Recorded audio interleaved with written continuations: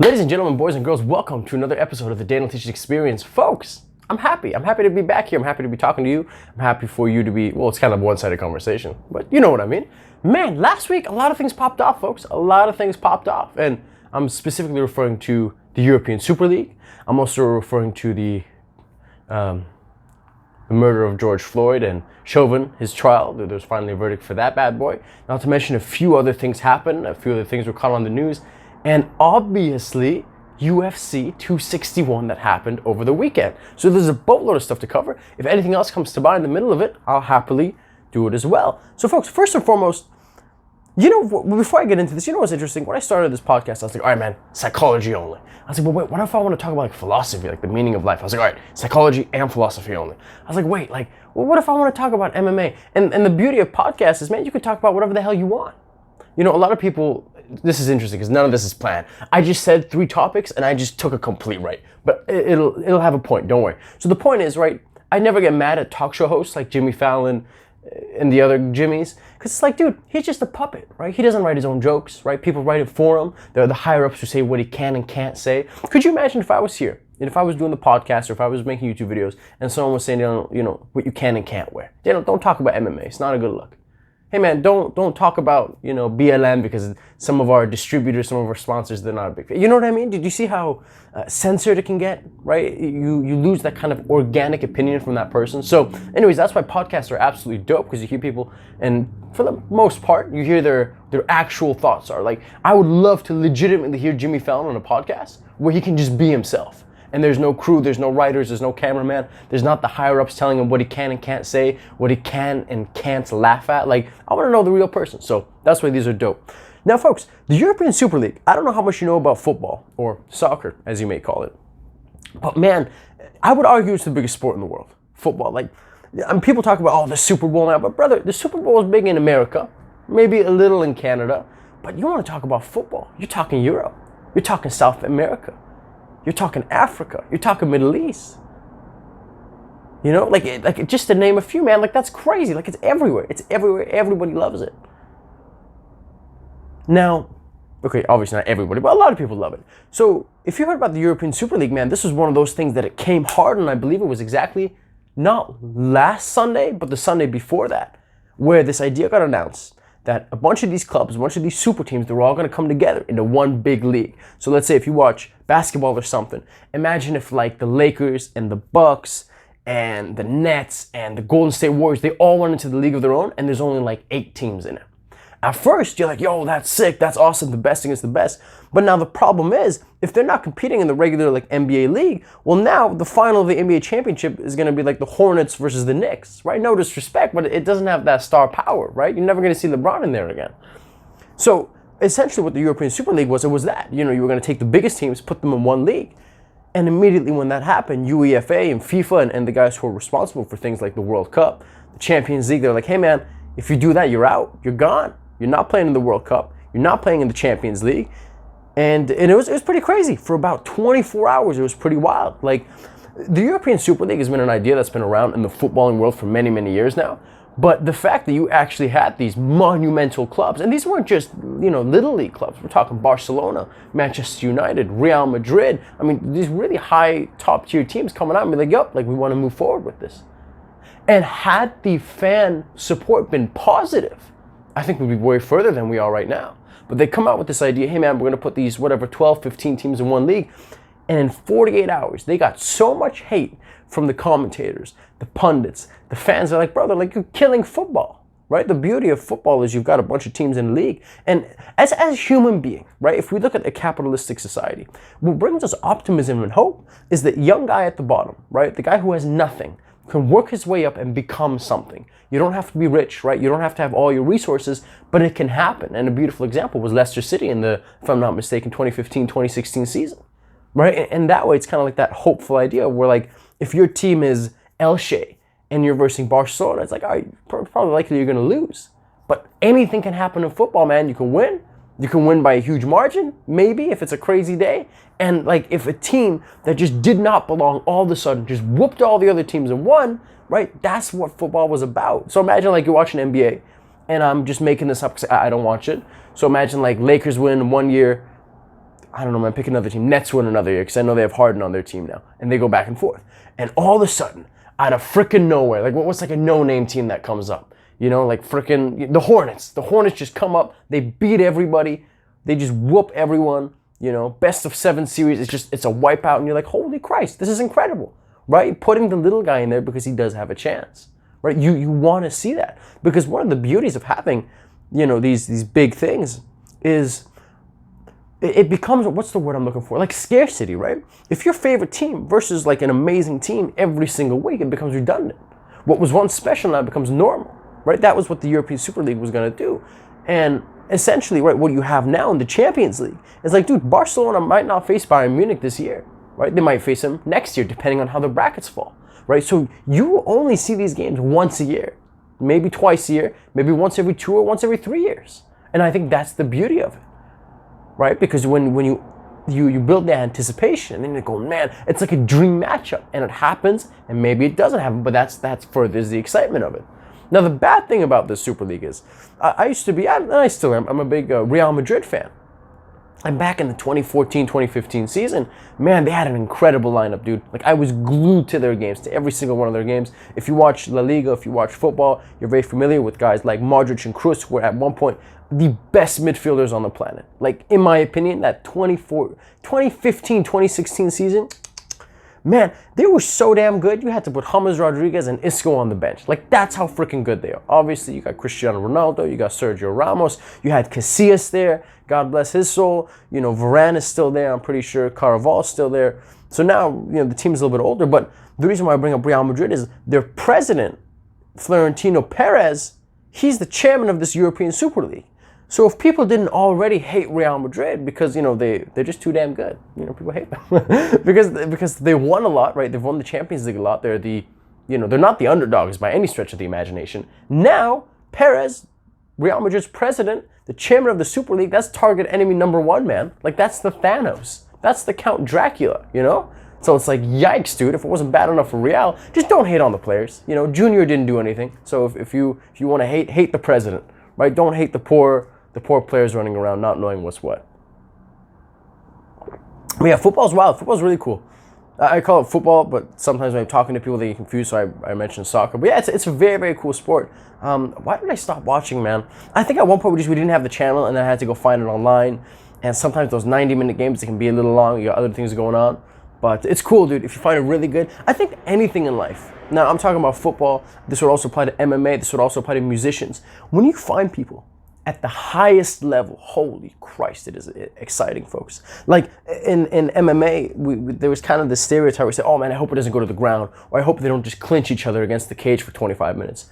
Dude, you gotta go watch like these jiu-jitsu tournaments, man. Oh my God. I saw one a couple weeks ago. What was it? I wanna say it was John Danaher's like Death Squad, like all those guys, versus, who was it? Was it Eddie Bravo's guys? Team 10. Anyways, they were like these super, super high-level jiu-jitsu guys. And they were going at it. It was like a team of 5 against another team of 5. My God, that was exciting. And in those competitions, you can just pull stuff off that you can't do in MMA, right? Because they're striking. It changes the whole dynamic. And also, if you watch boxing, right? If you're someone who watches MMA, and then you go to boxing where there's no takedowns, there's no leg kicks, there's no elbows, right? You go, man, there really isn't that much there. But when you watch the highest level of boxing imaginable, when you watch what Jake Paul does, oh, come on, I had to slip that in there. I had to. All right, but in all seriousness, when you watch a Canelo Alvarez, a Triple G, a Floyd Mayweather, God bless him at his age, still doing what he does, man, a Tyson Fury, it's unbelievable. And I think football is the same thing. I think if you want to get into football, if you want to get into soccer, find the biggest teams, in my opinion, man. Watch Barcelona, watch Real Madrid, watch Bayern Munich. You know, I want to say Manchester United and Arsenal and that, man, but some of them are tricky, dude. Like, I want to say Liverpool, but I don't even think Liverpool's in a top 4 position right now. So, English league is interesting because they change around so much, you know? Like, Liverpool, dude, their chances of winning anything a couple years ago was like, it just wasn't going to happen until Jurgen Klopp showed up. So, anything is possible over there. But yeah, it's good. If you want to, my opinion is whatever you want to go into, just look at the best of the best first. And that'll really entice you, and that'll really excite you and kind of open the door. And then you want to go into that world and check out what the rest is about. But yeah, dude, this European Super League, we got to see what the plan is here, because like many, I don't believe the idea has completely died down. I think it's been temporarily put off to the side, and I'm sure in a couple of years someone will have a new idea. But if this idea results in them being banned from the Champions League and the World Cup, like, that's crazy. Could you imagine, like, they go through with it, and in the next World Cup, Messi, Ronaldo, Ibrahimovic, you know, all those guys are banned from competing? Like, that'd be crazy, wouldn't it? Yeah, dude, European Super League. Wild, wild, wild stuff. So, folks, the Chauvin trial was last week, right? The gentleman who put his knee on George Floyd's neck for about 8 minutes and something. Folks, that was a crazy trial. I'll tell you why. At one point, and I didn't stick too much to it, but it's wild to see how people can see the same things. I was talking to my buddy Anson about this. We can look at the exact same thing, but we can walk away with two different conclusions. You know? Like, one in the spectrum, you've got people going, hey, we shouldn't even have a trial. We all saw it on video. He's 100% guilty. Like, we shouldn't even have, like, forget trials. We don't do trials anymore. I decide. Like, okay. And then on the other side, we have going, hey, man, listen, it was only 8 minutes and a couple seconds. He was a heroin addict anyway. He was going to overdose, and that overdose killed him, and it wasn't Chauvin. Like, whoa, man. You guys are completely... Are you sure we're watching the same thing? Unless someone's punking the other person, because you guys seem very sure, right? But yeah, man, it was interesting. It was definitely a huge trial. Definitely had lots of eyes on it. And my takeaway on it is this. You know, undeniably, I would say there's a pressure on the jury, because you know that there's a mob mentality. You know that there's people out there who have vocalized and said, hey, if Chauvin is acquitted, if they let him walk free, we will riot and we will loot. And that's my favorite thing. I love that more than anything. You're mad that something didn't happen, so you go light a Starbucks on fire. And then you go, well, did he own, like, investments in that Starbucks? Like, nope. Or did that Starbucks stand for the patriarchy and police? Like, nope. We're just cause. You know, that's my favorite. I'm being sarcastic, by the way, if that hasn't come across. But anyways, you know, it's unfortunate, right? Because I do believe that there was definitely that mindset of, hey, you know, we don't want to cause any more harm. Maybe the safest thing is just to make him guilty. But an interesting thing that I did think about it was, obviously, we all watched the video. Right? It was horrific. There's not a single person that supports what happened. But the crazy thing is, man, at one part of the trial, one of the police officers or one of the head deputies in there was like, yeah, like, the amount of force that he used, that's what we train. Like, that's completely okay. He didn't use too much force. And they also said that they were going to put George Floyd in the car and take him away. George Floyd himself, and I should double check this, I apologize. I'm just remembering straight from what I heard from the highlight from the trial, that George Floyd himself said to be put on the ground. He said, put me on the ground. And they did, but obviously, you know, they did some other things. But what I'm saying is, folks, you took someone's life, right? You're obviously guilty. Whether it was on accident or on purpose, you took somebody's life, and you should be held accountable. 100%, right? I don't think there's anyone that's denying that. Right now, the part where it becomes tricky is the intent. Now, Chauvin was said to be guilty on all charges, including second-degree murder, meaning intent to kill, right? It wasn't premeditated. It wasn't planned out. But he was there. I was like, I'm going to kill this dude. The only thing that doesn't 100% wrap around my head was like, hey, man, if you're a dirty cop, why would you want to kill him in front of all these people? Why would you want? You got a bunch of witnesses around you. They're videotaping you. It doesn't make sense. Unless you want to go to prison. Unless you literally want to end up, why would you want to kill him?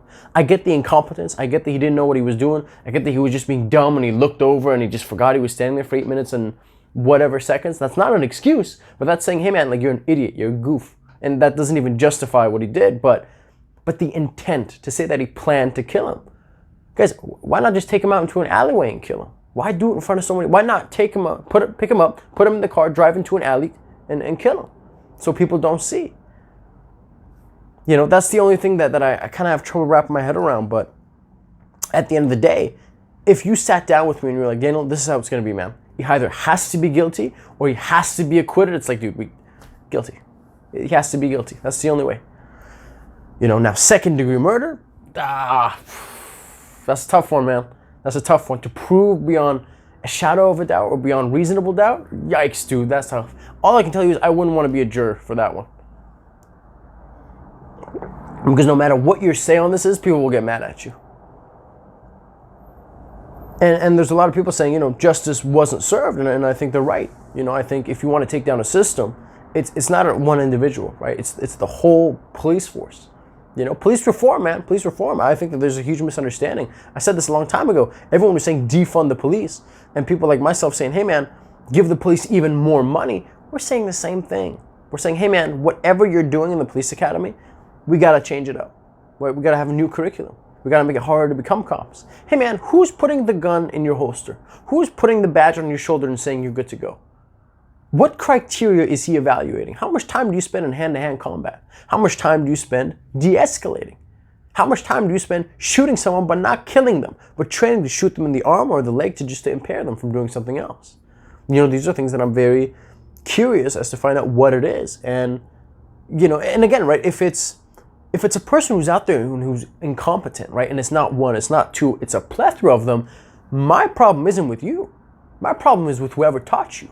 If you've been doing martial arts for 10 years, you go out there and you get your ass kicked, and a bunch of you who come from the same school go and get your ass kicked, I'm not mad at you, but I ask you, like, brother, who trained you? At what point did he say you were good to go compete professionally? That's who my problem is with, not you.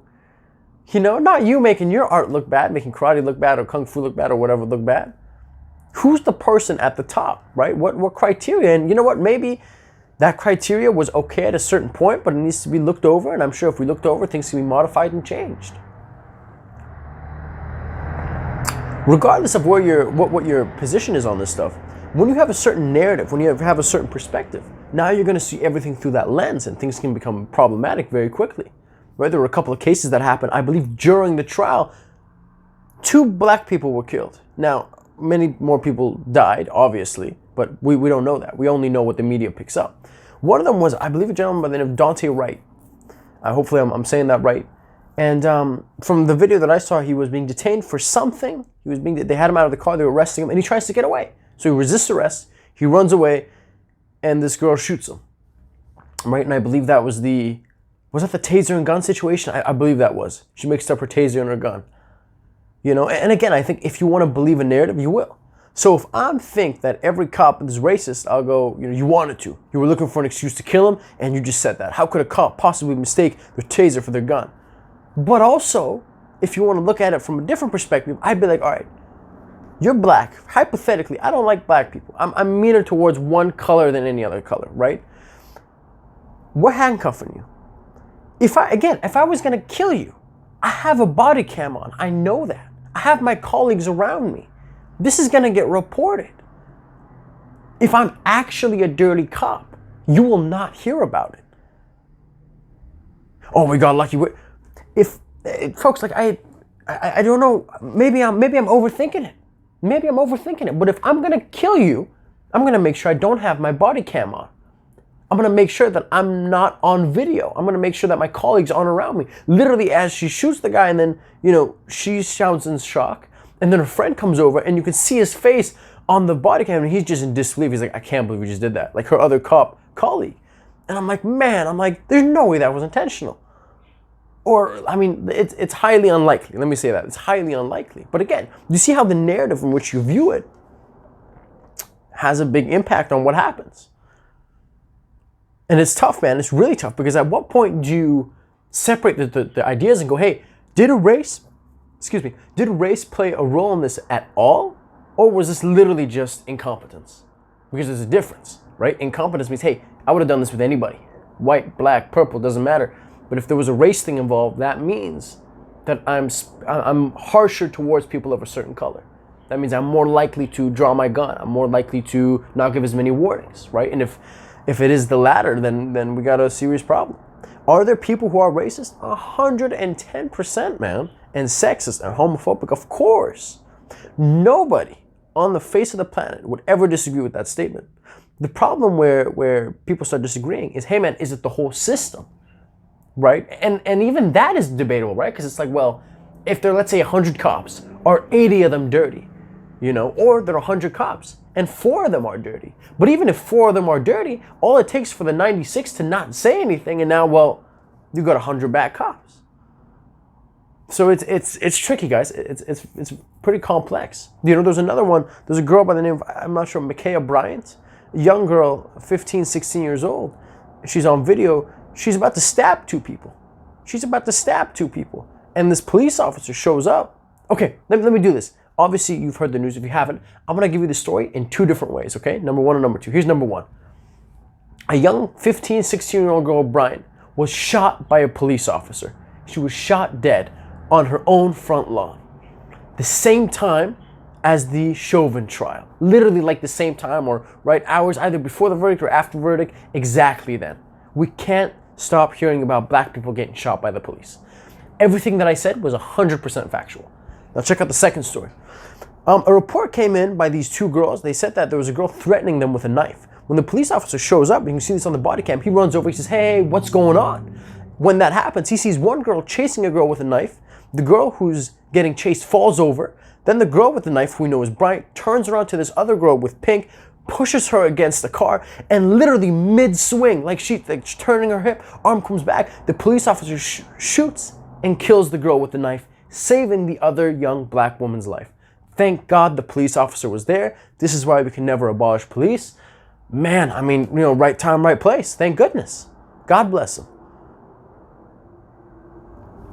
And that was all factual. That, besides my like additional, praise or whatever, but what I said, that's exactly what happened. Is that man a hero or is that man a killer? Maybe he's both. In a perfect world, he wouldn't have killed her. He would have shot her in the arm. No, in a perfect world, he wouldn't have even shot her in the arm, bro. He would have what's like a movie scene? He would have taken out like something goofy, like his flashlight, chucked it would have hit her on the wrist, the knife would have gone flying, and he'd say, "Not today." That's what would happen in a movie, right? In not a movie and in real life, maybe he would have shot her in the arm or shot her in the leg. But again, if you shoot her, you gotta make sure she goes down, because this is a horrible thing to say. But if you shoot her, let's say in the arm, and she's still standing there, she's still gonna stab the other girl. So you just shot her for nothing. You might as well have just not shot her. So if you do shoot her, you gotta make sure that you completely remove the threat, that she's away from her, that she's unable to inflict any further harm. And he's in the moment, he pulls it out again, he shoots and kills her. I wish she wouldn't have died. I don't think anyone wished for her death, but there are a lot of people, including myself, who thought, man, you did the right thing to shoot. I would be upset if he didn't shoot. I'd be like, you're already a police officer. You're about to watch someone get stabbed. The last thing you want to do is, well, let me see what happens. Let me see what, let me give it a second. No, my friend. That's not the moment to give it a second. And I know she's young, and I know that makes it hard, but folks, you're gonna have to make tough decisions, or decisions will be made on your behalf. At the end of the day, he saved that young girl. And you can make speculations and say, well, she wasn't actually going to stab her, she just wanted to scare her, or she was just going to cut her, but not fatally.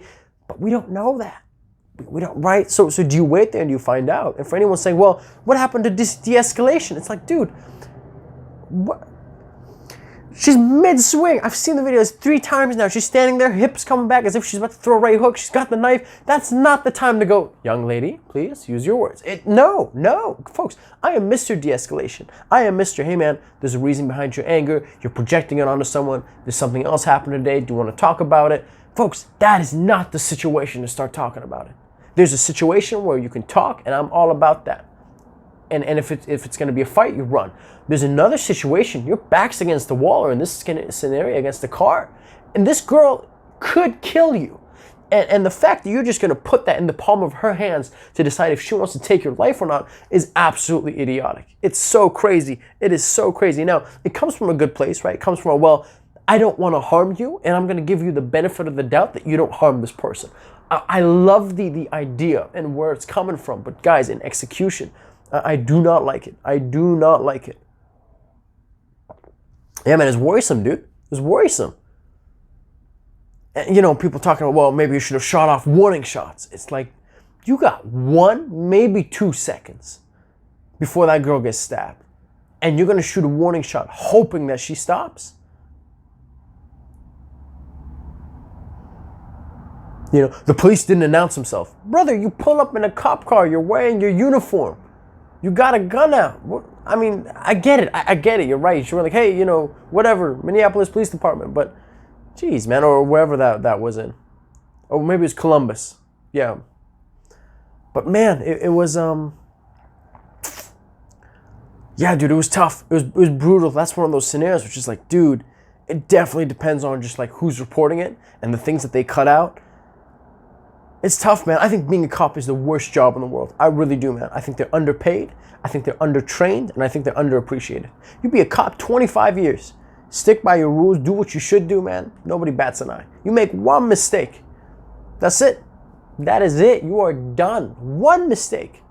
The problem is, folks, in some occupations, and Chris Rock has a special about this, Tambourine, on Netflix. It's really good. You should check it out. And he says, guys, in some occupations, you can't afford to have bad apples. And I couldn't agree more, right? A mistake on my part is, hey, man, I'm teaching swimming lessons, and I completely forget a certain stroke to do today. I'm like, oh, I forgot that one, man. I got to do it next week. You know, or a mistake maybe at work is you forget to send an email. That's crucial, you know. But, folks, when you're a pilot, when you are a police officer, when you're a lawyer, you know, and you got people's lives in your hands, you know, a couple of bad apples it's just, the consequences are absolutely dire. And I'm not saying there won't ever be a bad police officer or there won't ever be a bad lawyer, because it's just a point of life. There'll always be a bad ex. At least every single person that I've known has had at least one bad teacher in their life. They say, man, that person should not have been teaching. They went in there, they got the degree, but they can't lecture to save their lives. They only read off the PowerPoint, super unenthusiastic. They look like they don't want to be there, right? So it's just, there's going to be bad people in everything, but some things, man, are dire. You know, police officers are one of them, lawyers and pilots, and there's other things where, dude, you got to be so freaking careful, right? Maybe you woke up that morning, you got into a fight with your spouse, you forgot to eat breakfast, there was lots of traffic, you got a migraine. Right now you go out, there's a situation, you pull out your gun instead of your taser. You see what I mean? That doesn't mean to justify it, but that's just kind of to open up your mind and go, man, there's a lot of variables involved. Yeah, dude, absolutely crazy time last week. Oh my goodness. All right, folks, let's talk about what happened over the weekend, UFC 261. Holy Christ, this was an amazing card. If you saw it, man, I freaking love this card. This was so cool. I saw it from the main card up. In the first fight, you had Anthony Smith against, I believe, Jim Crute. And man, if you ever want to see something, I believe they called it a drop leg, if I'm not mistaken. Anthony Smith kicks him, and I thought it was a calf kick, but it looked to be right behind the knee of Jimmy Crute. And as soon as he kicks him, man, Jimmy's leg just goes out. Like, he goes to plant his leg, and he has no balance. His leg just fumbles, and like a goddamn warrior, he shoots a takedown on Anthony Smith, and he starts beating on him. And I'm not sure if that was till the end of the first round. I want to say it was, but then before the second round began, obviously they had a doctor come in, and the doctor was like, hey, Jimmy, walk over to me. And that, if you've ever rolled your ankle and you go to like put your leg and your ankle just completely gives out, man, it looked like that. It was horrific. The man could not walk. But he was such a gangster. He was going to go on if the doctor let him. Thank God they didn't. They get him to walk over. He fumbles, like, all right, bro, you're out of here. So that was the first fight of the night that was stopped by a leg kick. The next one was stopped by a check kick. By now, if you haven't seen it, maybe you've heard of it, poor freaking Chris Weidman, dude. Chris Weidman's walking out there. He hadn't had an amazing luck the last couple of years. He's going up and he's facing Uriah Hall. Man, 17 seconds in. 17 seconds. He throws a kick. Uriah checks it perfectly.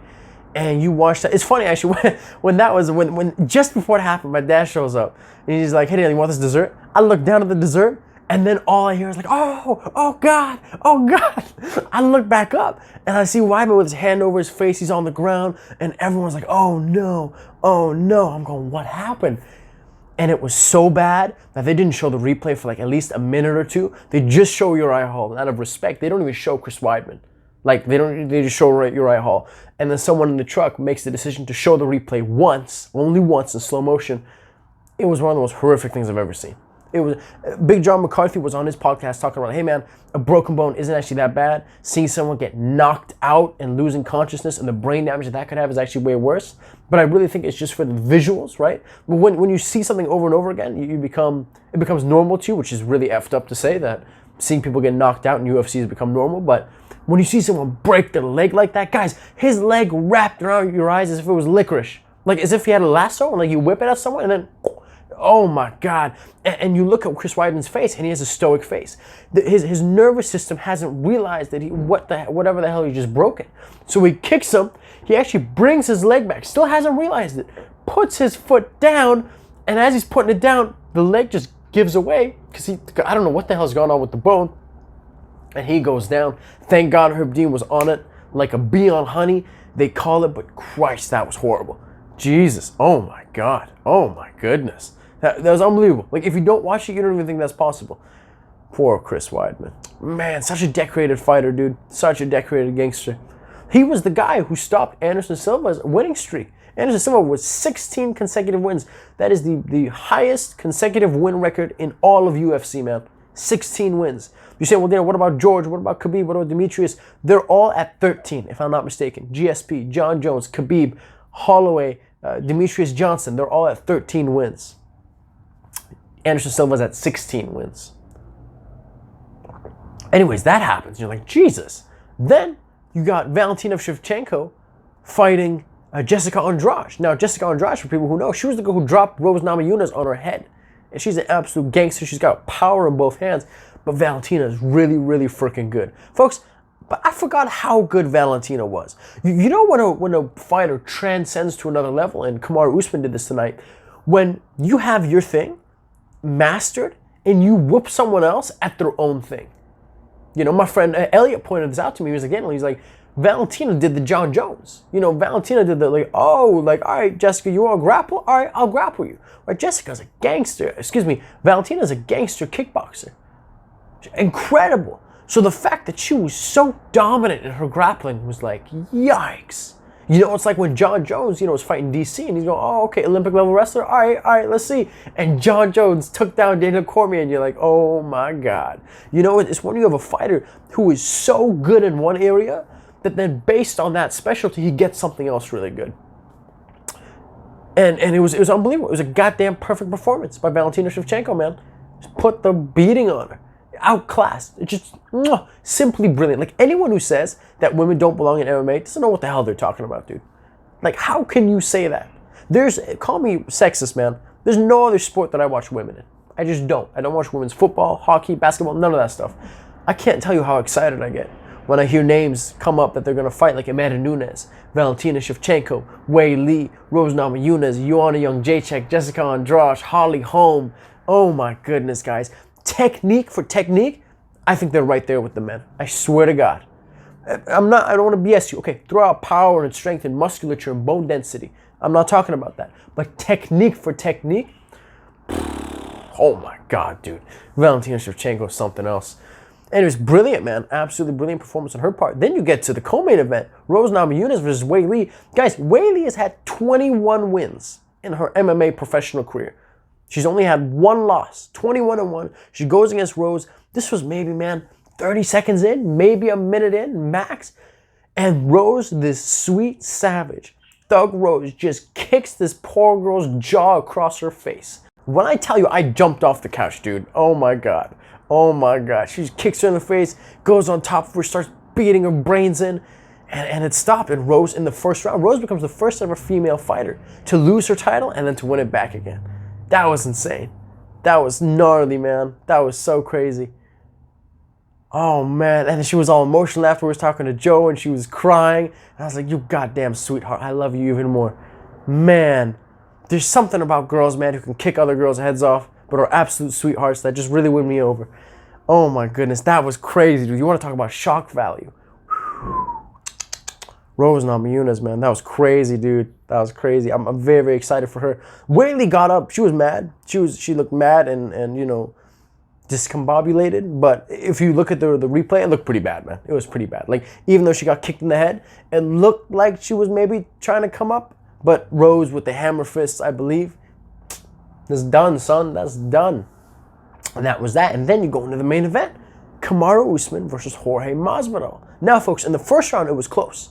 I would still edge it towards Camaro. Jorge was landing a lot of leg kicks. That was interesting. One very good point that Chael Sonnen made on a video of his was like, man, if you're versing a wrestler, you don't want to keep your hands very high, right? The worst thing for a Thai guy is to verse a wrestler, because if you watch the Thai guys, they have their hands really, really high. And when you have that kind of narrow stance, it's like, dude, you're asking to be taken down. So every time, if you looked at Jorge in slow speed, he throws a shot, but then he lowers his hands. He throws a shot, and then he lowers his hands. And I believe Usman got a takedown early in the round. And all you got to do, man, is get a takedown or fake a takedown. And now the psychology behind it is that's in the back of your opponent's mind, right? So throughout the fight, Even if Usman doesn't go for a takedown, but he changes levels to, jab him in the stomach or even jab him in the thigh, which is something you don't see often, you're messing with him, right? George St. Pierre went on Joe Rogan's podcast and he was like, dude, what you want to do is you want to, what did he say? You want to, the secret to beating someone is to, there's a word I'm looking for, override a person's nervous system. So if I keep feigning and if I keep making you fake reacting and you're in fight or flight mode, you've only got so many, so many reflexes in you, right?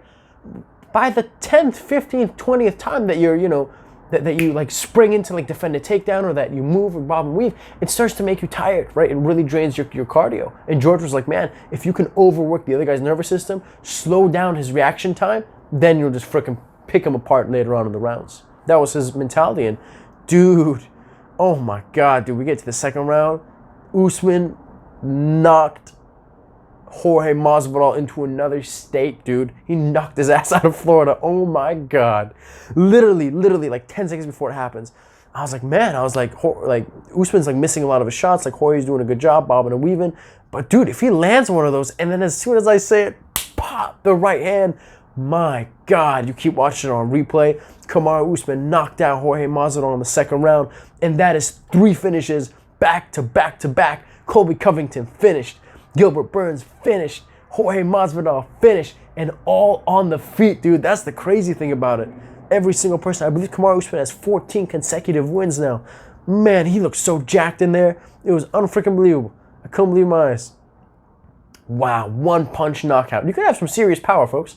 I don't know if you've ever, like to knock someone out, a lot of it is just, you either got to have the right amount of power, the right angle, and the right precision, or sometimes it's just by luck. But don't think that you're going to get into a fight 1-punch and you're going to knock them out. Like, don't look at those street fight videos, man. Like, they're far and few in between if you really try to knock someone out. So that was crazy, dude. And what I was talking earlier with Valentina, it's like, man, when you become a wrestler, the worst thing for your opponent is for you to be a wrestler who develops amazing striking, right? Or to be a striker who develops amazing grappling.